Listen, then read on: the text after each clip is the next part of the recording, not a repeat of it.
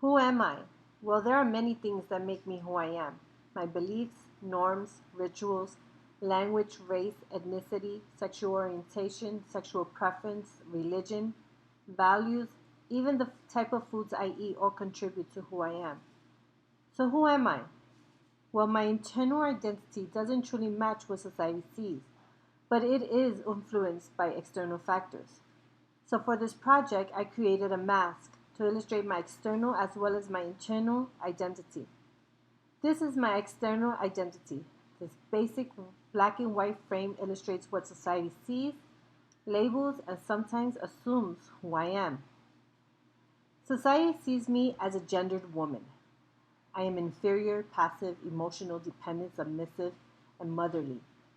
These are some of the gender role stereotypes I'm supposed to play. Being a cisgendered woman, I'm born into a society that embraces male privilege, a patriarchy society that sees manhood as and masculinity as being human, whereas womanhood and femininity as being other.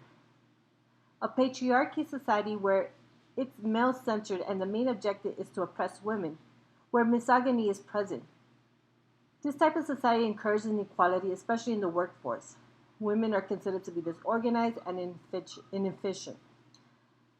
This reminded me of a time when I used to work at Rite Aid. It didn't matter how hard you worked or being able bodied, your gender was what mattered more. If you were a woman, you were promoted to be a key cashier, whereas you were a man, you were automatically promoted to assistant manager. It didn't matter the years spent working or the experience I may have had. Since I was a woman, being a key cashier was considered the next best thing. Society sees me as a heterosexual woman. Since I'm married to a cisgendered man, in this sense, I consider myself privileged because I don't have to come out as straight. I'm privileged enough to have my marriage accepted in society without fear of being rejected or discriminated. I am privileged enough to have my marriage provide resources such as income tax breaks, Social Security, or health insurance benefits. Society sees me as a Latina woman. My family culture is a machismo culture. I'm expected to create babies, maintain the household, and to be the prime connection to the whole family. This only contributes to the idea that women are not supposed to be independent or part of the breadwinners of the household. Latina women are overly sexualized, portrayed as temptresses, or having stereotypical jobs like being a maid or a nanny. This reminded me of a time when I first moved to California and my aunt wanted me to get a job because it paid well.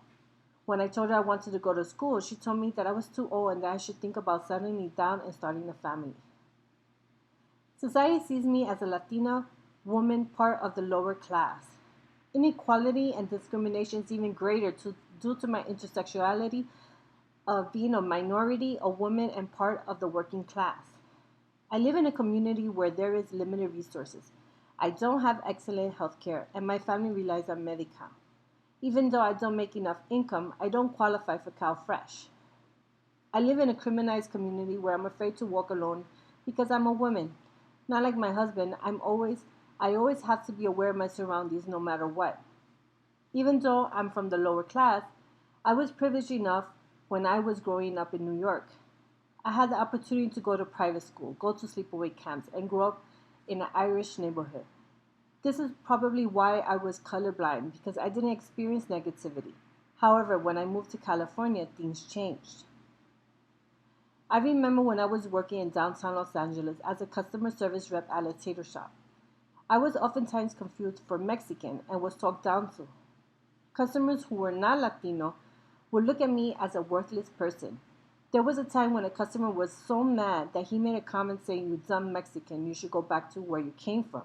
Even though I was American, not even Mexican, I felt bad because this was the type of treatment people were receiving. Society sees me as a Christian woman. I'm privileged enough to have winter and spring breaks around my religious holidays. I'm almost I'm also seen as normal, a follower of God's word and not living in sin because I'm a married heterosexual Christian woman. Society labels me as a non-traditional woman. I graduated from CSUN with a bachelor's degree in social welfare, social justice. Yet, I'm labeled as a non-traditional student because of my age. Since I wasn't in my 20s, I was labeled. Does my age matter? Does it make a difference in the way I study, take notes, attend class, do my assignments? No. Yet, I was still labeled. Being labeled a non traditional student had both positive and negative effects on my education. On a positive note, I had the respect of the professors because non traditional students had the image of being dedicated and responsible. However, being singled out was uncomfortable at times. Also, it made an age difference a negative factor. Some students treated me as unintelligent and not from their era. For example, I had to do a group assignment and we all were going to share phone numbers, but one student asked me if I knew how to text. Really? Was I that old that I didn't even know how to text or use a cell phone? Being labeled non traditional only reinforced the age difference I had with the other students. Each of these factors had influenced my life and made a connection with my internal identity. So, this is my internal identity. I am a cisgender woman who is privileged to have my gender and sex correspond to each other. I am also privileged enough to be a mother of three wonderful children. I am a heterosexual cisgender woman whose sexuality and marriage is supported by society. I don't live in fear of hate crimes and I am viewed as normal. But I'm also a heterosexual who believes in universal love and supports the right to same-sex marriages. I am a Boricua, being born and raised in New York, and I'm of Puerto Rican heritage. I am a Latina whose social group embraces their culture and supports each other within the community. I am a Latina from the lower class, and I'm not going to continue the cycle of poverty. I'm educated and employed, and soon I will become a social worker where I will be helping those in the lower class seek the resources they need to break their cycle of poverty. I am Catholic who is married to a cisgender evangelico. Married to a person with another religion only enriches my family culture and gives my children the opportunity to learn about different religions. I'm giving my children the opportunity to choose their faith rather than choosing it for them. I am an able bodied, educated Latina woman. I was privileged enough to get my college degree and to be a candidate in the social work master's program. I don't have to settle for stereotypical jobs Latina women are expected to have. So, this is who I am, and thank you very much.